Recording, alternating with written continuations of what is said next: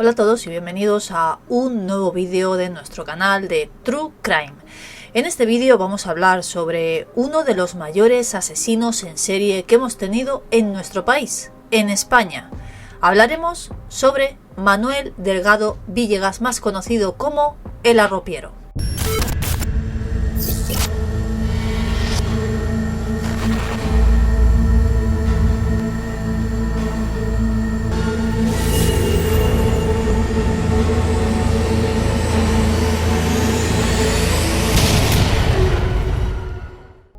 Como suele suceder con este tipo de personas, Manuel no tuvo una infancia nada fácil. Nació el 25 de enero del año 1943 en Sevilla. Su madre, con tan solo 24 años de edad, fallecía en el momento del parto. Atravesábamos una España en plena posguerra, donde abundaba la hambruna y la pobreza. El padre de Manuel, tras el fallecimiento tan repentino de su esposa, abandonó Sevilla para intentar hacer frente a todo lo que le iba a venir en un futuro. Se dedicaba a vender arropes, unos dulces que se hacen con higos, y de ahí es donde heredó Manuel el apodo del Arropiero. El padre de Manuel no le quedó otro remedio que dejar en manos de su madre, la abuela de Manuel, a sus hijos, tanto a Manuel como a Joaquina, y se marchó al puerto de Santa María, donde allí se volvió a casar. Manuel, después de eso, tuvo que convivir con otros parientes que desgraciadamente le propinaban constantes palizas, lo que acabó por convertirlo en un niño introvertido y demasiado agresivo. Acudía al colegio, pero nunca fue capaz de aprender a escribir ni a leer.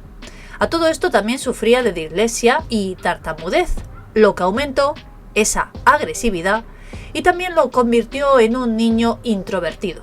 A todo esto también se conoció más tarde que era bisexual, y esto le llevó a adoptar la promiscuidad como forma de vida, llegando a tener fama en diferentes ambientes de prostitución y entre homosexuales.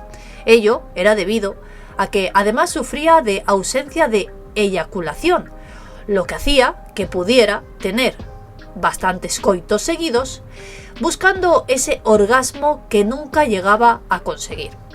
Con tan solo 18 años se alistó en la Legión, pero estuvo muy poco tiempo. Existen dos versiones distintas de por qué abandonó este ejército. La primera, dicen que es porque empezó a consumir diferentes drogas, por lo que fue ingresado en un centro de desintoxicación y al mismo tiempo, por culpa de este consumo, empezó con ataques epilépticos. Tras esto, no le dieron el apto para ese servicio militar. Pero la segunda versión es mucho más sencilla, y es que Manuel decidió desertar de la Legión. Estuvo poco tiempo, pero el suficiente para sacar el partido para los futuros asesinatos que tendría pensado cometer. Tras su salida de la Legión, se dedicó a recorrer diferentes países de Europa.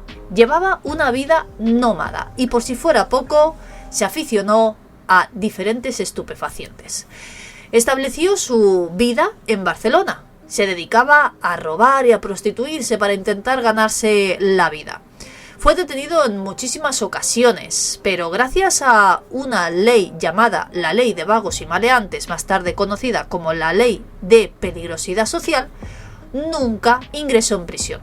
Lo único que hacían era ingresarlo en centros psiquiátricos por esos supuestos ataques de epilepsia. El 21 de enero de 1964, pocos días antes de que cumpliera los 21 años, cometía su primer crimen. En la playa de Garraf, en Barcelona, donde con tan solo una piedra le destrozaba el cráneo a Adolfo Fols Muntaner, que dormía plácidamente. Tras esto le robaba la cartera y el reloj. Su segundo crimen, confesado por él mismo, tan solo fue 3 años después de este primero, en la isla de Ibiza. Un crimen muy conocido y comentado por muchos, el crimen de Can Planes, que tras haber pasado 50 años todavía se recuerda. Terminó con la vida de una joven estudiante francesa de tan solo 21 años, llamada Margaret Hélène Baudry. La joven había llegado a Ibiza acompañada de un amigo norteamericano llamado Jules Morton, con el cual pasó la noche de fiesta y se desplazaron a esa isla, Camp Planas, a una casa abandonada donde allí siguieron por su cuenta la fiesta. En un momento de esa noche, mientras dormían, Jules escuchó unos ruidos fuera de la casa y no se le ocurrió otra cosa que salir a investigar para saber qué es lo que estaba pasando, con la mala fortuna de dejar la puerta abierta. Una vez fuera, decidió volver, sin saber que Manuel ya estaba dentro. Momento en que él aprovechó para aprovecharse de Margaret. La despertó, forcejeó con ella, la violó y terminó asfixiándola con una almohada tras darle una puñalada en la espalda. Abandonaba esa casa con tan solo 8.000 pesetas en la mano. A día de hoy 50 euros. Una cadena de oro y 50 francos, 15 euros. Causó un gran impacto en la isla este asesinato, que demuestra que tras haber pasado 50 años todavía seguimos recordándolo. Pero después de esto siguió. Lo veía demasiado fácil. Su tercer asesinato se produjo en el año 1968. En esta ocasión, Venancio Hernández Carrasco. Y él tuvo la mala fortuna de cruzarse con el arropiero. Camino a su trabajo en una de las propiedades cerca del río Tajuya en Chinchón. Manuel le pidió comida y Venancio le contestó que no tenía comida y que lo que tenía que hacer era buscarse trabajo. Algo que enfadó mucho a Manuel, y utilizando su técnica aprendida en su breve estancia en la Legión, terminó con él y lo arrojó al río. Esta técnica terminó siendo una de sus señas de identidad, llamada el golpe del legionario, y consistía tan solo en dar un golpe seco con la mano abierta en el cuello de la víctima. Después de esto, su siguiente víctima fue un adinerado empresario de Barcelona, Ramón Estrada Saldrich. Ellos se conocieron en un bar y solían quedar de vez en cuando para mantener encuentros entre ellos a cambio de 300 pesetas. Pero un fatídico 5 de abril de 1969, Manuel le pidió más, 1.000, alegando una necesidad urgente. Ramón le prometió pagarle ese dinero, pero tras tener ese encuentro con él.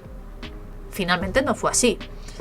Manuel se enfadó porque quería ese dinero por adelantado y entonces le propinó el ya conocido como golpe del legionario, dejándole inconsciente. Tras despertar y empezar a insultarle, cogió la pata de una silla y empezó a golpearle, rompiéndole el cuello. En otras versiones se comenta que al día siguiente unas limpiadoras encontraban el cuerpo aún con vida, moribundo, donde poco después Ramón moría en el hospital. De esos 7 asesinatos comprobados, el quinto fue el que más sobrecogió a toda la opinión pública. Su quinta víctima fue Anastasia Borrella Moreno, una mujer ya anciana de 68 años que trabajaba en la cocina de un bar en Mataró. El 23 de noviembre de 1969, el arropiero se despertaba con ganas de tener relaciones, en esta ocasión con una mujer, y se cruzó con Anastasia. Le preguntó si quería acostarse con él, a lo que la mujer le amenazó con avisar a la policía. Su respuesta, nuevamente, enfadó al arropiero, que la mató propinándole golpes en la cabeza con un ladrillo que encontró a su paso. Lanzó el cuerpo a un torrente cercano al túnel de la Riera Sirena, pero al observar desde arriba que el cuerpo se veía, bajó rápidamente a esconderlo. Una vez más abajo, se sintió excitado y practicó necrofilia con el propio cuerpo de Anastasia. Todas las noches, hasta que unos niños encontraron el cuerpo, al cuarto día de su desaparición, estuvo repitiendo ese comportamiento con el cuerpo de la anciana ya sin vida. Tras su detención, confesó que veía a esa mujer como una niña de 19 años. Pero en septiembre de 1970 se trasladaba al puerto de Santa María, donde allí encontraba a su padre y le ayudaba a vender esos arropes por la calle. Allí establece una relación de noviazgo con Antonia Rodríguez Relinque, más conocida como Toñi, una mujer disminuida psíquica de 38 años, con fama de tener gran apetito sexual. Su sexto asesinato se trató de un amigo suyo, Francisco Marín Ramírez, que ocurrió el 3 de diciembre de 1970. Tan solo con 24 años se encontraba con su amigo Manuel realizando un trayecto en moto. Pero a mitad de ese viaje, el joven le realizó diferentes caricias a Manuel, haciéndole que él se enfadara, por lo que repentinamente paró la motocicleta y empezó a propinarle ese tan conocido ya golpe del legionario. Francisco se quedaba sin respiración y le pedía que le acercara a un río cercano para poder recuperarse. Una vez allí, se volvió a insinuar. Manuel le volvió a golpear sin parar y lo lanzó al fango boca abajo, ya inmóvil. El cadáver fue localizado a 12 kilómetros de distancia de donde realmente sucedió todo. En ese punto de la historia aparece Salvador Ortega, que era parte de la brigada criminal del puerto de Santa María y que estaba investigando el caso del amigo de Manuel, Francisco Marín, que en un principio el forense determinó que la muerte se había producido por asfixia. No se mostró convencido y terminó demostrando que fue un crimen. El asesino se encontraba por la zona. Pero en 1971, concretamente el 14 de enero, salió con Toñi, su novia, y tras una fuerte discusión, mientras mantenían relaciones, terminó con su vida. Después de esto, escondía su cuerpo entre unos matorrales, volviendo a los días posteriores para volver a violarla, al igual que había sucedido con la anciana Anastasia. Tras todo esto fue detenido el 18 de enero como principal culpable por haber terminado con la vida de su novia. Al principio negó todas esas acusaciones, pero el gran poder del interrogatorio que le hizo Salvador Ortega, consiguiendo ganarse su confianza, hizo que admitiera todos esos asesinatos. No solo contó los anteriores, sino que llegó a confesar 48 más. Algunos de ellos fueron la de una mujer en Sant Feliu de Guíxols, otra en Alicante, un hombre en Barcelona, una mujer en Valencia a la que metió en una cuba. También en Roma confesó haber terminado con su patrona porque estaba gorda y no podía rodearla con los brazos. En París, una banda de atracadores que, como no le permitían entrar en la banda a formar parte de ella, terminó con todos ellos. Y en la misma capital francesa terminó con una mujer porque decía que era chivata. La policía rebajó la cifra a 22 asesinatos, aunque solo pudo comprobar 7 de los que os he contado. La complejidad de todos estos casos, la falta de pruebas, de testigos y sobre todo la necesaria colaboración de la policía a nivel europeo fueron muchas de esas causas por las que no se le han podido imputar todos esos asesinatos confesados por él mismo. Tardó 6 años y medio en tener un abogado que quisiera defenderlo, lo que le convierte en un récord de detención preventiva sin protección legal. No llegó a realizarse ninguna vista oral, sino que en base a la ley del enjuiciamiento criminal se archivó la causa y finalmente fue internado en un centro psiquiátrico de Carabanchel. Allí, muchos expertos le realizaron diferentes pruebas. Entre algunas de ellas se dictaminó que era poseedor del cromosoma XYY, o más conocido como el de la criminalidad o de Lombroso. Los siguientes años los pasó en diferentes centros, en Fontcalent, Alicante, o en Santa Coloma de Gramenet, en Barcelona. Durante algunos de esos internamientos cambió su actitud completamente.